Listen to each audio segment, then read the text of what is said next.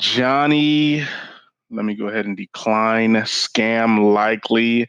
But speaking of scam likely, it seems like we have a scammer out of the Eastern Conference as the Milwaukee Bucks are really looking like a scam likely call that we're just going to ignore. Wait, Doc, are you saying that the Bucks are frauds? I feel like the Bucks are consolation Punching prizes. underneath their weight class? Consolation prizes. Like, this is an Eastern Conference consolation prize. Like, so the Bucks are being the Miami Heat of last year. Ooh, I went there. I feel like the Heat last year would have had a better chance against the Suns. But we're talking about this year. We are talking about this year. Nothing. It means absolutely nothing. It's a non-relevant point. Heat got bounced out in the first round by the They sure did. So they sure did. That has nothing to do with this. So in this situation, I don't know. But anyway, Doc here, coming at you live, not straight to VHS like some of those other podcasters. Alongside the Professor John Gotti, the King of RNG, the Troll Master, the Data Analyzer Ninja, the Conqueror of his own fate, the Cleaner. Best podcasting machine. El Tranquilo. Doc El Idolo. How are you doing, Doc? Yay. I'm here. I'm here. I'm alive. I'm as they would say, I'm in. I'm here. But that's neither here nor there. We had game 2, which started out a little more competitive, right? More competitive basketball, first quarter. The next 3 quarters was a different story. So I didn't notice the trend until maybe the third quarter. And I don't know if this was an adjustment or a non-adjustment, but the Milwaukee Bucks on at least 10 to 15 straight possessions, and I'm probably understating the possessions. So many possessions without a single pass, Johnny.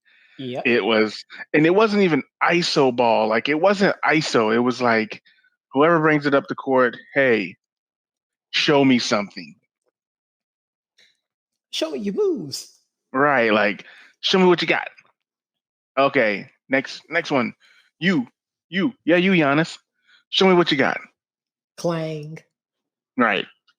So I will say this. Giannis did, in the third quarter, take over. I felt like the refs bailed him out a little bit on some of the calls, but Giannis was able to compete and really pretty much keep the Bucks almost in the game. Not like, I mean, I couldn't tell because everyone kept talking about how he had the most points in a quarter in a finals in the past 25 years.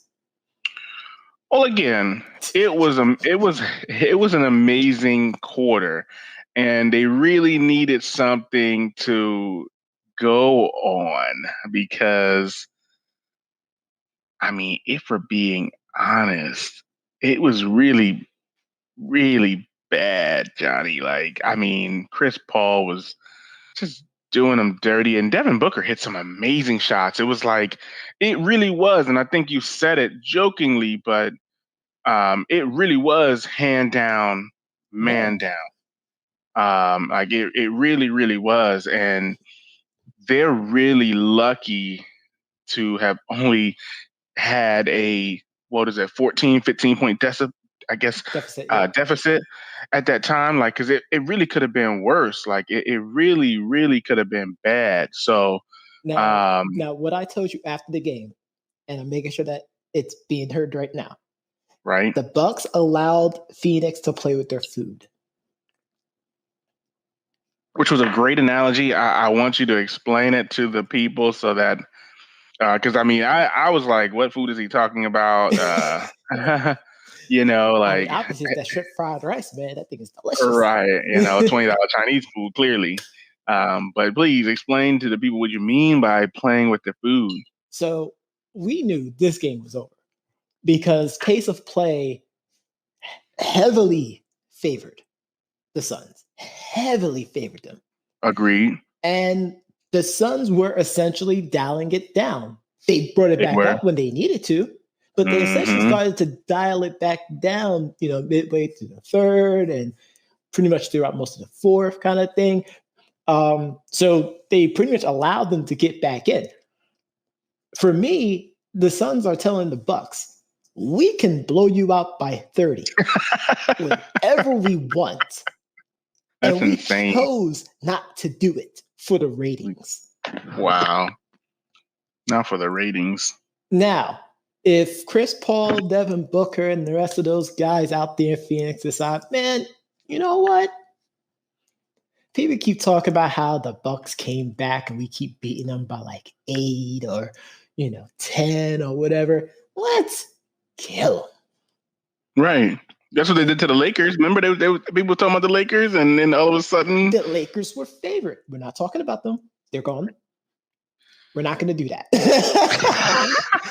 You see how you almost fell into that trap, though? That I told you, and it was during one set, and you was like, "Wow, look at all that passing skills." I'm like, "This is reminiscent of my favorite finals team, which is the 2014 San Antonio Spurs."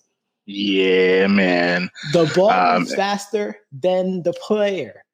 It was immaculate, man. It was so good. Big shout out to Monty Williams. He had a great game plan. CP3 was just dicing.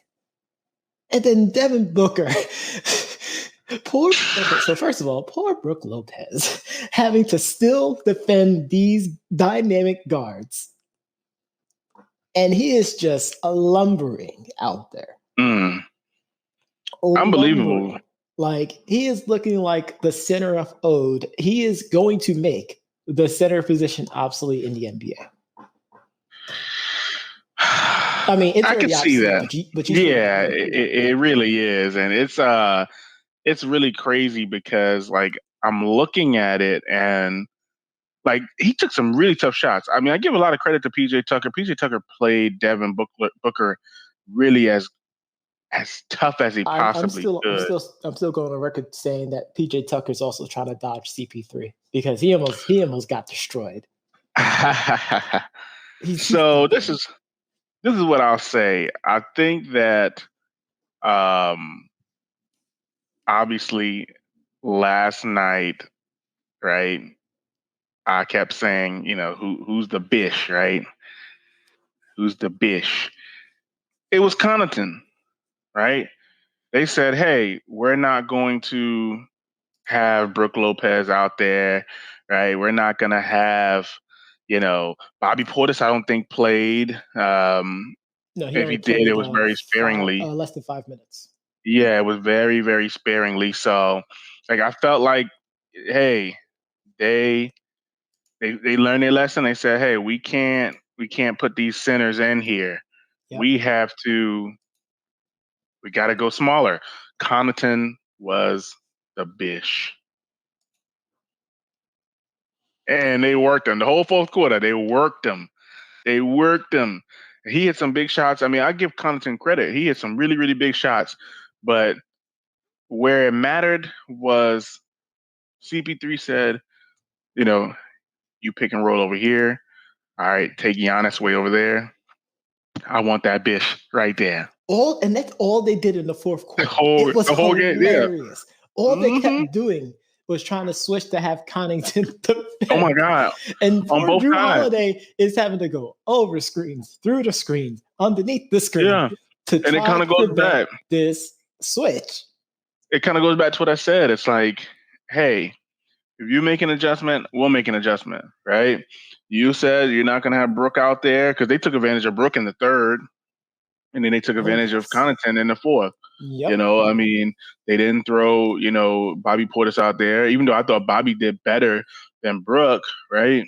Bobby's like, but yeah, and my ankles can't take something like that again. Man, I mean, he shook the heck out of Bobby, though. Oh my God, it was really bad. But last night, it was just, it just wasn't enough. Giannis, obviously, I think the count that the fans are doing is helping him for the most part rather than hurting him, because I think it gives him an opportunity to take his. I think at this point, there's white noise for him. I don't think so. I think he hears it. At this point, it has to be white noise. I mean, it should be. I mean, it's like somebody chanting MVP or BLA or one of the other millions of chats. Like exactly. I think people started chanting overrated to the Nets actually during the series with the Bucks. I mean, I don't know if we could call them overrated because they had injuries. Like that still boggles my mind. Like people are still talking about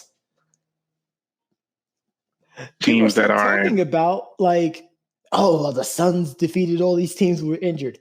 This is the playoffs, ladies and gentlemen. No, definitely. You either step up or you get stepped on. Mm-hmm. Period. That's the way it works. No, you're absolutely right. So I don't know. It's looking like a sweep because it looks like the Suns are playing around with the Bucks. Doc is talking about sweeps though.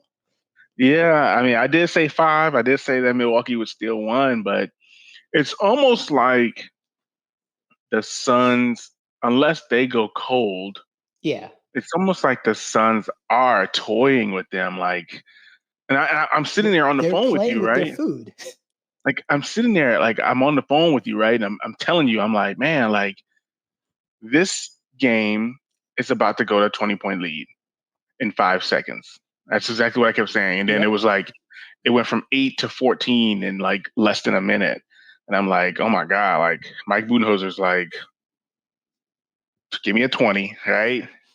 I mean, I feel like this is like one of the first games where I really saw a team use their timeouts. Even with the Suns, Monty Williams, they were up by 6 and the Bucks were cutting into the lead. Boom. Yeah. And I actually sent you the Instagram of Monty Williams talking to I just drew a blank of his name. I don't know why, but the center. What's the center's name again? For the Suns. I'm like DeAndre Ayton. There we go. I don't know why I just drew a blank on Ayton. But he's talking to him like, hey, listen, you set yourself up, right, to be a bigger player, like a bigger star. Now you have to live up to it. You have to play up to it. It's like, it's all right if you don't score. It's all right. Like, but you can be dominant in other ways. You just have to play up to your expectation, right?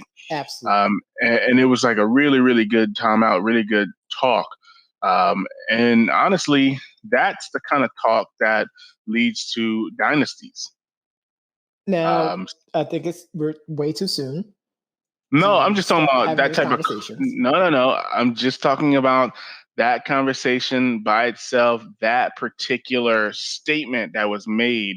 That's enough. If he can keep that energy and he can keep his team's attention and keep that locker room together, that's the kind of coaching that could lead to a dynasty is what I mean. Like not that they will be, but the type of coaching that they're receiving is something that could lead to a dynasty. They have the pieces to create a potential dynasty. I got it. So they have the pieces, but it's really the coaching. They have the coaching to run and make a dynasty. I mean, they have the pieces. You think about it like this. Obviously, Chris Paul's not going to play forever. But guess what? They have a player who last night quietly, semi-quietly, right? Semi-quietly. 27 points, 7 rebounds, and that's Mikal Bridges dunking on Brook Lopez, hitting threes, hitting his free throws. Right, he went 8 for 8, especially late in the game when they fouled him. Right, he went 8 for 8. So he really stepped it up. So you think about the future of this team. You got Mikal Bridges, you have Cameron Payne, you have Cameron Johnson. Obviously, last night they lost Torrey Craig on a ridiculous offensive foul from Giannis. Normally the NBA be like, we're going to review this play and oh my God, if it should have been a flagrant call or flagrant 9 suspension. But the fact that it's Giannis, that ain't happening. Oh my God! It was I'm sorry, Mr. Henry.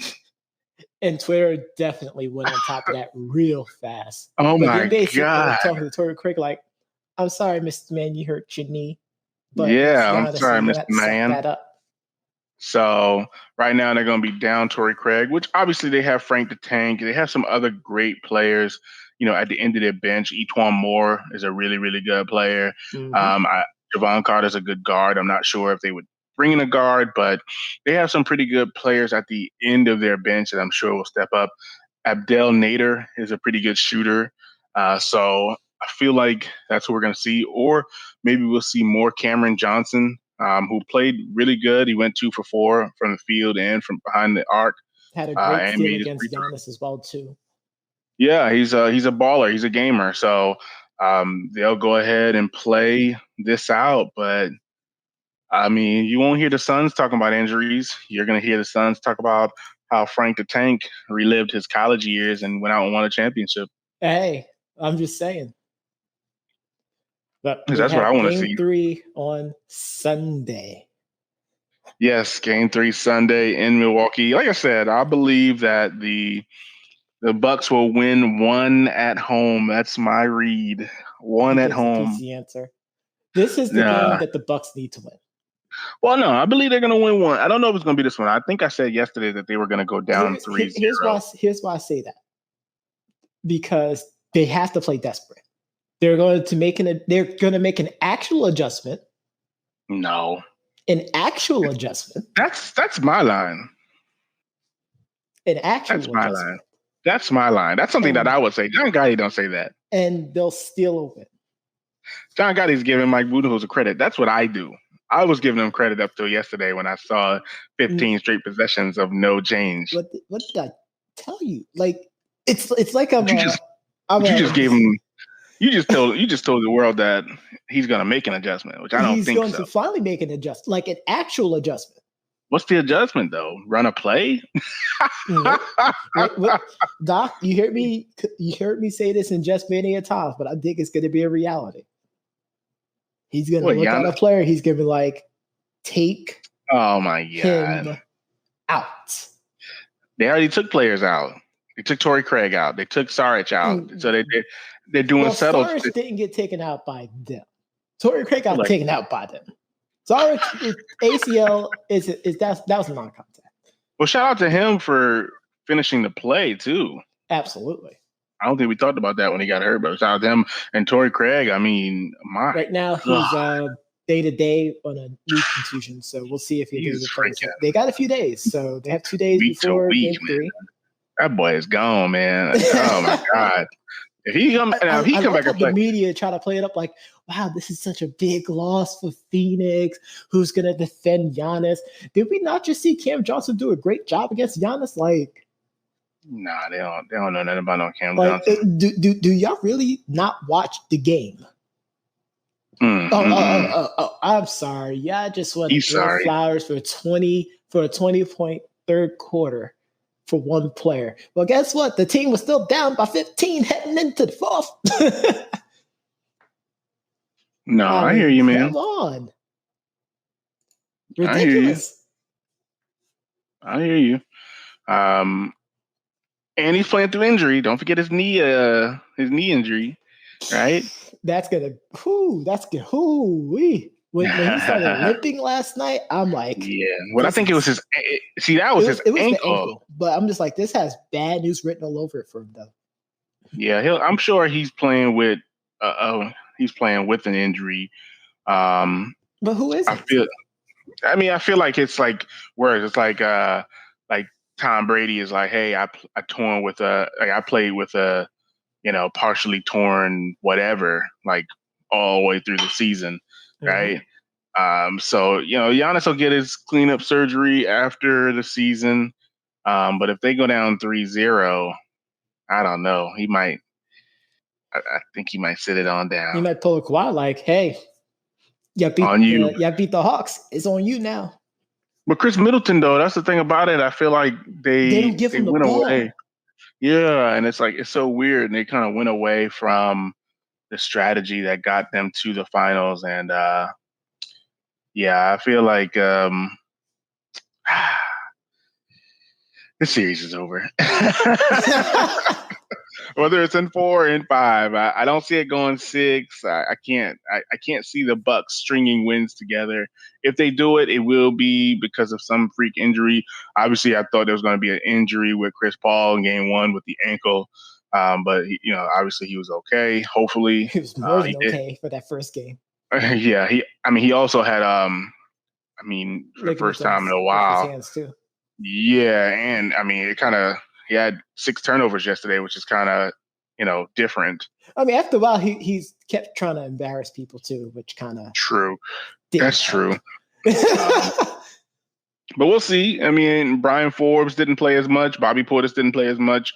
Connaughton played 33 minutes, so they clearly felt that he was a defender that can come in. But clearly, yesterday he became a bitch. It didn't matter. Brian Forbes, Jeff Teague, Connaughton.